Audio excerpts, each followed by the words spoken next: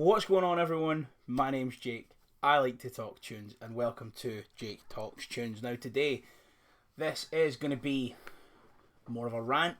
This is going to be more of a bit of a screaming and a shout. I don't have a script, I don't have anything planned. We're going to be talking about the two people over my shoulder. We're going to be talking about Taylor Swift and her longtime production partner, Jack Antonoff. For those unaware, Jack Antonoff is the frontman of Bleachers. He is one of the most highly regarded producers in the world of pop music right now. He's worked with the likes of Taylor Swift, Lana Del Rey in 1975. Just off the top of my head, he was in Fun. He's worked with St. Vincent, Florence and the Machine, Fifth Harmony, Kevin Abstract, Carly Rae Jepsen. He's worked with some of the biggest names in pop and has worked with Taylor Swift on every single album since 1989, all the way back in 2014. Looking at his Wikipedia page, he has production credits on. Let's get ready here. We'll line them up from here. Where are we? Here. All the way across the fucking top of their screen. He's got production credits on 1989, Reputation, Lover, Folklore, Evermore, Fearless Taylor's version, Red Taylor's version, Midnights, Speak Now Taylor's version, 1989 Taylor's version, and now the Tortured Poets Department. Now, here's my problem. My problem starts with the Tortured Poets Department. I think everyone who's listened to that record, knows it's not good. It's not great. I listened to the anthology. Is that what it is? The 31 song version of it, and I think 5 tracks made it into my liked songs. 5 out of 31. Maybe 6. No, 6. 5 out of the first 16, and then 1 from the second 15 made it to my my liked song. I don't think that's a record that holds any water. I think its only competition for being Taylor's worst record is Lover, which fucking honks. Lover's a record so bad, the best song on it didn't even become popular until way after the album's album cycle, because it was front loaded with shite. Let's be honest. Like, Me, horrific. You Need to Calm Down is okay. Cruel Summer didn't even make it as a single. They had to re-release it this year, essentially, or last year, being like, sorry guys, sorry we forgot that this is the only song worth any fucking salt on this album. It's not good. And I think, to be perfectly honest with you, Antonoff has sort of, in my opinion, as a fan of Taylor Swift, marked a real sort of lack of quality and general downward spiral within her music. And that's what we're going to talk about today. So for those unaware, after Taylor Swift finally made the leap to being a full-time pop star with 1989 back in 2014, she then went on to make Reputation, which was her sort of bad girl pop album, where, you know, I'm not the girl next door anymore, and it wasn't massively well received. It wasn't great. Then after that, she made a whole documentary about the making of the album Lover, and that is when she then sort of went back to being a nice, happy, friendly, smiley pop girly. And that also wasn't well received. So right off the bat, the 2 records that Jack Antonoff helped work on massively, he was only sort of involved with, I think, 3 or 4 songs on 1989. So right off the bat, his first 2 records with Taylor Swift were not... They didn't set the world on fire. Now, if Lover or Reputation is your favourite album, more power to you. Personally, they're not for me, and as I say, I think 1989 kind of marks a turning point in her career, mostly for the worst.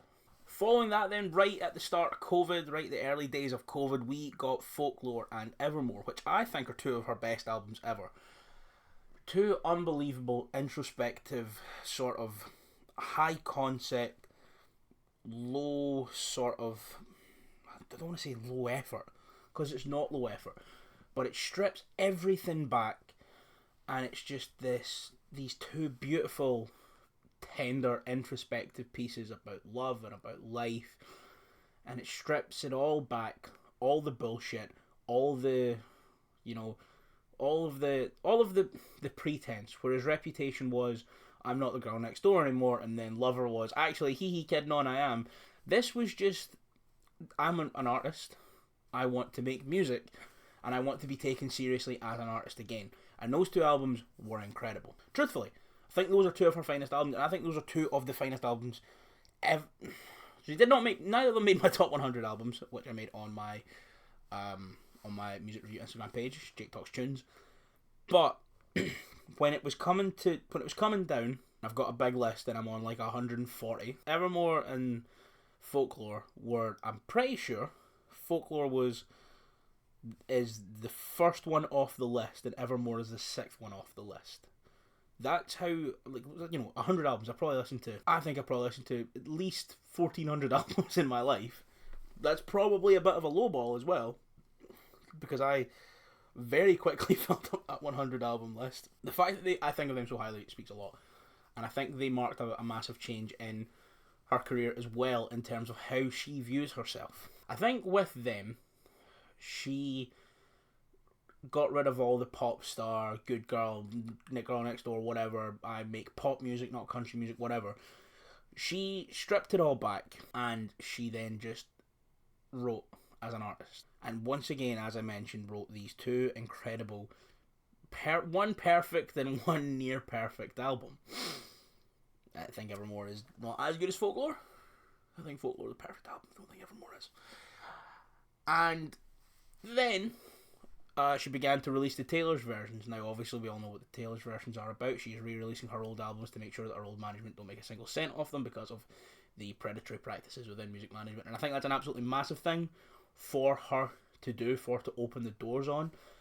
I wouldn't be surprised if we see other artists do this down the line. I don't think the relationship was as nasty as that got, but Atlantic signed Hayley Williams to a 20-year management deal when she was 14, so we might see some fucking Paramore re-releases or something like that, especially because she's one of Taylor's friends. But her focus then throughout 2021 was re-releasing Fearless and Red, and that came before we got Midnights in 2022. Now, Midnights is an album that I really enjoyed at the time, and I don't think I've listened to it since the week of its release. I think she tried to go a little bit more pop, a little bit more accessible, but still took herself uber seriously as a writer and as an artist. And I don't know if it stuck the landing. When I wrote my review for Hive magazine, I gave it a 5-star because it didn't do anything wrong. And it didn't. But did it do anything particularly right? And that is where my main criticism of Jack Antonoff and his production comes in. Jack Antonoff's production strips everything out of a song. It strips all of the quirks, and it just leaves no room for imperfections. Everything is mulled over to the tiniest minuscule detail, and it can sometimes rob a song or a full LP of any character. Personally, my favourite Taylor Swift album is 1989. It's the sort of album where I sort of released myself from the feelings of being like, I only listen to rock and punk music, I'm so cool, I don't want to listen to Taylor Swift. That's the album when I listened to it, and I was like, oh, shit, there's pop music can be cool. It's like that, and Emotion by Carly Rae Jepsen were the two records that I was like, oh shit, this can be cool. And what I mean to say with the Jack Antonoff's production sort of stripping all the quirks and the personality out of songs and sometimes albums, when I'm out and about and I want to listen to Shake It Off or Clean or something like that, I am obviously putting in my earphones 1989 Taylor's version. I pre-ordered this, it's my favourite Taylor Swift album. Gotta give money to Taylor Swift. I mean, don't gotta give money to Taylor Swift because then she's gonna keep flying a private jet. We can't give money to Scooter Braun, and that's the main thing here. When I'm in the house and I want to listen to this album, I still put on this version because this version is so much better. And I can't really explain it better than that. You just have to listen to both back to back. Or if you've listened to this as many times as I've listened to this, when you then listen to this, you hear all the little fun things and the little times that the drums are a little bit louder than maybe they should be. And Jack Antonoff's went in and he's turned them down so they're all uniform across the whole song. Just things like that.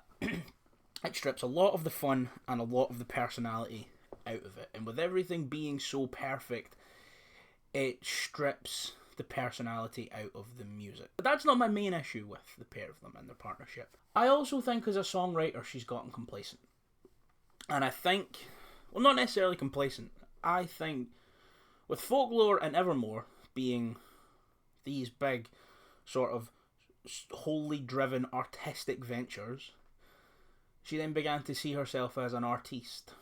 And that's fine. Really, that is fine. But she can't still tout herself as the biggest pop star in the world and not have made a big chorus since Cruel Summer. Okay, Antihero, maybe Karma. Her last big, massive chorus was Cruel Summer. So, how can you be the biggest and best pop star in the world if your choruses are instantly forgettable? That's all I have to say. Now, this is not me shitting on Jack Antonoff. This is not me shitting on Taylor Swift. I think Antonoff is truly one of the finest producers in the world. He produced one of my favourite albums of the last few years. He managed to get Matty Healy to rein it in and make a fucking album that's, 11 tracks? 11 tracks. He managed to tell Matty Healy, no, we're not doing 47.5 tracks. We're doing 11. They're all going to be tight. They're all going to be fantastic. And he made probably, pound for pound, the best 1975 album. It's not my favourite, but I think pound for pound it probably is the best. He managed to rein in Matty Healy and he created an absolute masterpiece with that band. The thing for me, as I've seen with a lot of Jack Antonoff stuff, is when he works with an artist for a long period of time, that artist loses any sort of shine in my eyes. I'm not a massive fan of Lana Del Rey. I'm not. But I listened to Norman fucking Rockwell. I had a great time. I tried to listen to, what's that, There's a Tunnel. That one, the Tunnel record. I switched it off. Chemtrails, I listened to a couple of songs off of that, didn't like them. And again, it's because he's like, oh, this worked. Let's do this. And let's keep doing this. So the point of this video is just simply to say, I really hope this partnership ends. Maybe not forever, but I want Taylor Swift to work with someone else on her new album. I want Taylor Swift to write pop songs again. And if she's content with writing these sort of artistically driven, sort of introspective pieces, okay, that's fine. She's a talented enough writer to do that. But don't hide lyrics like every time I look at him I feel so high school on an album when you claim to be a bastion of artistic integrity, Taylor. Oh, that fucking album, man. I'm frustrated, man. That album fucking sucked. Unstructured rant is over now. So, that's it for me today here on Jake Talks Tunes. I've done enough ranting about Jack Antonoff and how he just needs to let Taylor have one album off. Just work with one more songwriter, one other person. I mean, and while we're at it, Post Malone as well. What's his name? Is it Lewis Bell? Let me find out his name. Yeah, while we're at it, Post Malone, you and Lewis Bell, you take an album apart. Make fun music again with someone else. Get out your comfort zone again. Stop being so fucking comfortable and get back to making bangers. Both of yous. That's your homework. So that's it for me today, guys. Thank you so much for watching this video. If you are a Swiftie, please feel free to dox me in the comments, because you probably will. And then let me know why I'm a stinky idiot, and tell me why Taylor Swift not writing big memorable choruses is actually good for her legacy as a pop star. Oh, I hate that album. Okay, I'm going to finish the video before I just keep talking shit about one of my favourite artists of all time. Thanks so much for watching. Remember to subscribe to the Wrestling channel and the Super Secret Third channel, which is coming out tomorrow. So I'm going to record that video right after this. Super Secret Third channel coming tomorrow. And yeah, like, comment, subscribe, share, all that usual YouTube nonsense.